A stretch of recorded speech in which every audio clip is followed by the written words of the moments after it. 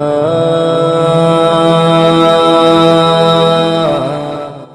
সরে বলেন আল্লাহ। আল্লাহ রাব্বুল আলামিন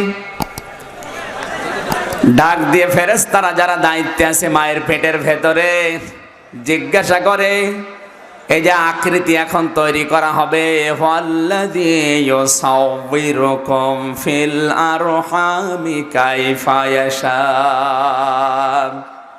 আল্লাহ তাআলা বলেন, তিনি সেই সত্তা, তিনি সেই আল্লাহ যিনি মায়ের পেটের ভেতরে তোমাদের আকৃতি তৈরি করেন। এই বডি বানিয়েছে ফেরেশতারা, আর এই যে আকৃতি এই মুখমণ্ডল এটা বানিয়েছে আল্লাহ নিজের হাত দিয়ে। জোরে বলেন আল্লাহু আকবার। সূরা নাহাল 14 নম্বর পারা, 14 নম্বর পৃষ্ঠা, 14 নম্বর লাইনের 78 নম্বর আয়াতে আছে, ওয়াজআলা লাকুমুস সামআ ওয়াল আবসারা ওয়াল আফিদা লাআল্লাকুম তাশকুরুন। আল্লাহ পাক বলেন, শ্রবণ শক্তি, দর্শন শক্তি, বাক শক্তি, আকল শক্তি আর ঘ্রাণ শক্তি, এই 5টা বিষয় আমি আল্লাহ নিজের রব নামের খাতিরে দান করি। 8 5 13টা জিনিস যখন এক হয়ে যায় তখন এর আকৃতি আমি আল্লাহ নিজের পক্ষ থেকে দিয়ে এটা ছেলে হবে না মেয়ে হবে সিদ্ধান্ত দেই। জোরে বলেন আল্লাহু আকবার।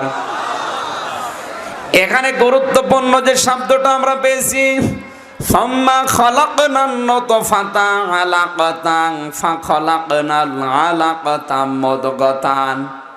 এই যে মদগা শব্দটা আমরা বের করলাম কোরআনের এখান থেকে। আল্লাহর নবী 1500 বছর আগে এই মদগা শব্দের ব্যাখ্যা দিতে গিয়ে তিনি জানিয়েছেন উম্মতদেরকে, আলা ইন্না ফিল জাসাদি মুদগাতুন, অবশ্যই মানুষের শরীরের ভেতরে একটা মদগা আছে, একটা গোস্তের টুকরা আছে। ইদা সালুহাত সালুহাল জাসাদু ওয়া ইদা ফাসাদাত ফাসাদাল জাসাদু আলা ওয়াহিয়াল কলব। ওই টুকরাটা যখন ভালো হয়ে যায় পুরা মানুষটাই ভালো হয়ে যায়, ওই টুকরাটা যখন খারাপ হয়ে যায় পুরা মানুষটাই খারাপ হয়ে যায়। দুনিয়ার মানুষেরা জেনে রাখো, ওই গোস্তের টুকরার নাম হচ্ছে কলব। জোরে বলেন সুবহানাল্লাহ। নবীজির ভাষায় গোস্তের যে টুকরার খবর পেলাম শরীরের ভেতরে আছে, যার নাম মদগা বলা হয়। যার নাম কি? আরো জোরে বলেন। কোরআনে কারিমে আল্লাহ নিজে ভাষা ব্যবহার করেছেন, লাহুম কুলুবুল লা ইয়াফকাহুনা বিহা, তাদের কলব আছে কিন্তু চিন্তা নেই, উপলব্ধি নেই। তাহলে কলবের কাজ চিন্তা করা, উপলব্ধি করা নাকি? কলবের কাজ চিন্তা করা, উপলব্ধি করা। নবীজি জানালেন কলবের শরীরের ভেতরে এটা ভালো হলে মানুষ ভালো হয়ে যায়। আর আমরা এখানে সবাই বিশ্বাস করি এক বাক্যে, মানুষ চিন্তা করে মাথার মগজ দিয়ে, বুক দিয়ে না। জবাব দেন। মানুষ কি চিন্তা বুক দিয়ে করে না মাথা দিয়ে? মানুষের বুক যত ভালো হোক, ওকে আপনি জেনা থেকে, ব্যভিচার থেকে, ইফটিজিং থেকে, সুদ থেকে, ঘুষ থেকে ফেরাতে পারবেন না।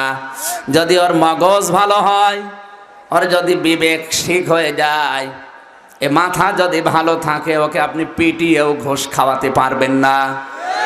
ও জেনা করবে না, এক কথা বলেন না কেন? ও ইফটিজিং করবে না। তাহলে নবীজির কথা আল্লাহর কথার সাথে মিলে যাচ্ছে বুক না মাথা? আরো জোরে বলা লাগবে।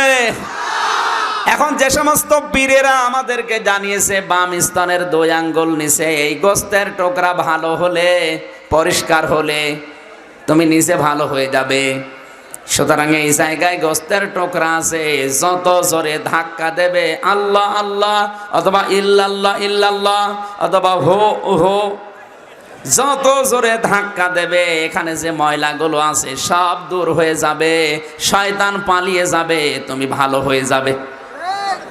এটা বুঝিয়েছেন আমাদের। এখন এই জায়গায় যদি ওইটা থাকে, আমি জনমের মতো ধাক্কা দিয়ে পরিষ্কার করব, আমার কোনো অসুবিধা নেই, দরকার হয় আপনাদেরকে নিয়ে করব। কিন্তু ওইটা যদি ওখানে না থাকে, আমার তো বুক ব্যথা হবে। কথা বলেন না কেন? হাজার হাজার ভণ্ড পীরেরা আজকে এইটাকে বুঝি করে আমাদের সাধারণ জনগণকে জিম্মি করে ফেলেছে। আমরা সাধারণ যারা কোরআনে কারিম হাদিস বুঝি না, মনে করছে বাবা বলছে এটা পরিষ্কার করা লাগবে, দেখাশোনা নেই, ও ধাক্কা দিচ্ছে। অথচ এইটা অপরিষ্কার, এইটা পাক হয়নি, এই জন্যে এখানে জিকির করে যাওয়ার পরে ওজনে কম বেশি করে। আপনি বাস্তবে মিলাবেন, যার এইটা পরিষ্কার আছে, দুনিয়া একদিকে যাবে, ওকে আপনি ওজনে কম বেশি করাতে পারবেন না। তার আপনার এই সহজ বিষয়টা আসে না কেন?